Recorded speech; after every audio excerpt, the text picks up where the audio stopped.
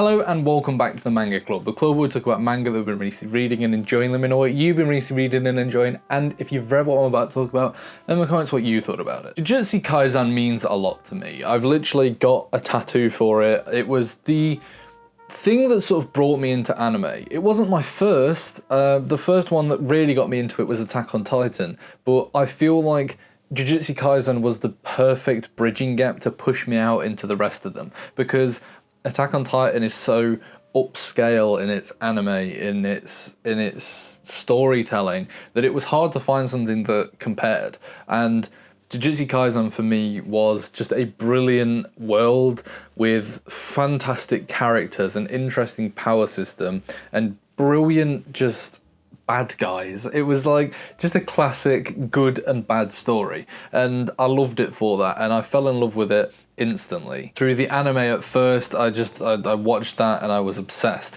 I didn't read the manga because by the time I'd finished season 1, it was starting to come up to season 2 and Shibuya, and I wanted to watch that and experience that because I'd heard it was this grand scale event. And so after that had finished, I was like, right, now I am entirely hooked and invested on this story. Now I need to know what happens next. So for me, Jujutsu Kaisen was the first manga that I ever read. It was my first experience reading this brilliant art style. It was my first time experiencing a story that I'd like watched and then gone and read in manga form.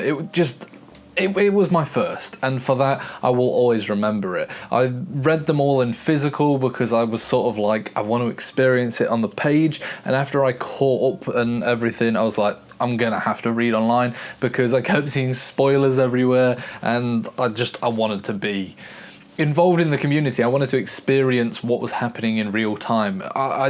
Pre-warning, I'm going to talk spoilers now for the whole of the manga, so if you haven't read or you don't know it, like, just go away and come back maybe another time. But I was seeing stuff about Gojo's death, about the fight against Sukuna, and I was like, I need to catch up because otherwise the story is just going to be told to me through TikTok, which I just didn't want to happen. And so I blitzed through it, caught up, and just what a journey, what an interesting story. Did it end in the way that I wanted it to? I don't think it did, but also I'm not mad at the ending. Like, it wasn't what I thought it was going to be. It's not how it didn't end in the way that I sort of thought it might go, but I'm also not mad at the ending. Like, the ending isn't a bad one. It's actually a nice one. It's a pretty good one. And yes, there's a lot of gaps. There's a lot of probably things I would have loved to have seen and done differently. But overall, my experiences with just the whole story, I think it reads so much better in bulk. Like, when I went into the Sukuna fight with both Gojo and the rest of them, like, I went into it with the knowledge of everyone saying that it was like slow, it was too drawn out, the pacing wasn't good, and I completely disagreed. I was enjoying it. I was flying through the chapters, and I think when I caught up and I switched to reading weekly, I got it. Like, you don't get enough context, you don't get enough of the fight, you don't move through it enough, and it seems just sort of like, when you read it weekly, it seems like, oh, here's a character, they're gone, here's a character, and they're just coming in one by one. When actually, when you bulk read it, it feels like this massive grand fight where there's this huge scale plan and they're just going at Sukuna, and it's so much better. So if you felt like Jujutsu Kaisen was drawn out towards the end, I beg you to just go and reread it. Like, you don't even have to reread the whole thing. Just read from when Gojo returns, because just from then on, it reads so well. Like, it's so much better. And I honestly think that people who don't like the manga style of this fight are gonna love when it's animated, because I think it will work so much better in animation. I really do. The culling games were an interesting concept that I feel like it didn't give its full potential, in my opinion. We saw some cool fights, and the main obvious focus of the culling games for the characters was to get Megumi's sister, but in actual fact, it would have been really cool to just see it as like a tournament-style arc. I think the focus was so much on where we're going after this, rather than actually focusing on the Culling Games itself. The other issue that I have with the Culling Games, and also the series as a whole, and this almost isn't an issue, but I love the characters. I think what Jujutsu Kaisen does so well is its characters. Each character is defined by their characteristics, by their look, by their powers, and each is so cool and unique in their own different way. The issue is we don't get enough time with the characters. We don't even get enough time with the year 1 and 2 students that we get introduced to, in my opinion. We don't get enough time with the people from, season 1, season 2. But after the Culling Games, there is just a huge, rich, massive cast of characters that are all brilliant, and I want to see and learn more about. And for it to finish, I was just sort of like, oh, like I don't even feel like we saw much of Megumi, and he's like the second biggest character, really, in terms of the story.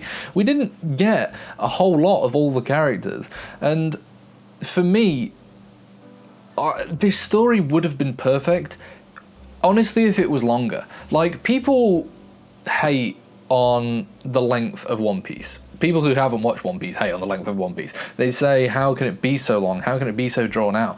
And while I'm not saying that Jujutsu Kaisen should have been 1,000 episodes, I do think it would have benefited from maybe before we went into Shibuya, having like maybe 1 or 2 more arcs, getting to know the characters a little bit more, getting a little bit more depth with them. After Shibuya, maybe the Culling Games was a drawn out tournament style arc where we got introduced to the characters, and then I would have quite liked like an arc in between the Culling Games and the fight between Sukuna, just to spend some time with these new characters. Like, we have all these new characters. We have Hakari is so cool, but I feel like I barely saw him fight more than twice, maybe.